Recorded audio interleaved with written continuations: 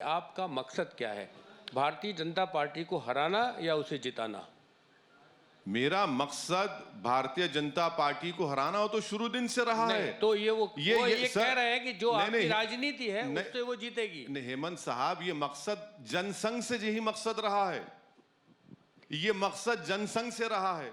ये मकसद और पुख्ता उस वक्त हुआ जब हम 14 साल के थे, हमारे घर के सामने आकर नारे लगाते थे कि मुसलमान खबरस्तान या शमशान। उस वक्त से हम देख रहे हैं। मगर इसका यह मतलब तो नहीं निकलेगा ना कि मैं दरी बिछाऊंगा, मैं इनके पैरों के पास पड़ा रहूंगा, गुलामी इनकी करूंगा और ये डरा डरा कर हमसे वोट हासिल करेंगे और मुझे इंसाफ नहीं करेंगे। अच्छा, ये एक बात सुनिए, मुस्लिम वोट की वजह से बीजेपी नहीं जीत रही है।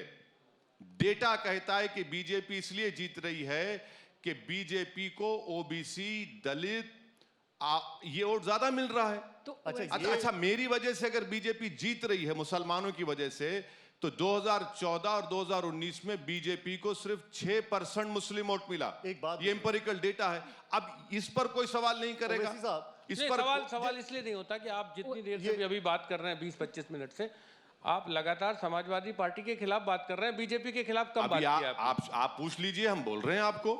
आप नहीं पूछे तो हम क्या करेंगे? नहीं, तो इस सवाल को और बड़ा कर देते हैं ना ओवैसी साहब। लेकिन जो नहीं, बारी बारी से पूछिए, मैं बैठा हूं आप चारों के दरमियान में, आराम से पूछिए, कहीं नहीं जाने वाला हूं। आपने कहा मुसलमान वोट की वजह से नहीं जीत रही है, ओबीसी वोट मिल रहा है, दलित वोट मिल रहा है। अब तो आपने गठबंधन कर लिया, ओबीसी, दलित, मुसलमान, यही तो है आपका गठबंधन। तो ये सारे वोट भी तो आपको मिल रहे हैं। आप यही तो हम कह रहे हैं, ये सामाजिक न्याय है। ये सामाजिक न्याय है जिसको अंग्रेजी में कहते हैं ये रेनबो कोएलिशन है।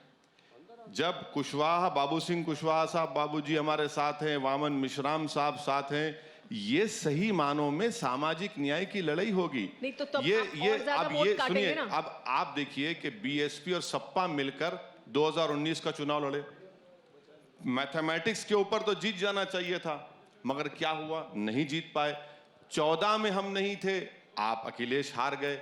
अखिलेश के लीडरशिप में 3 चुनाव सपा हार चुकी है। नहीं, तो असदुद्दीन ओवैसी कंपटीशन की बात कर रहे हैं अगर, तो फिर उनके लिए सबसे बड़ा कॉम्पिटिटर कौन है? बीजेपी है, समाजवादी पार्टी है, कोई और है? कौन है? देखिए, जब आप इलेक्शन लड़ते हैं तो आपकी जिम्मेदारी पहली यह है कि आप हर अपने मुखालिफ जो पार्टी के कैंडिडेट है उसकी इज्जत करें, उनसे आपका मुकाबला है। नहीं तो कौन चुनौती है आपके लिए?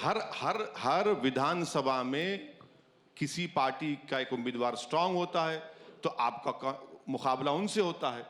और मेरा मानना यह है कि अखिलेश यादव में और योगी आदित्यनाथ में कोई फर्क नहीं है।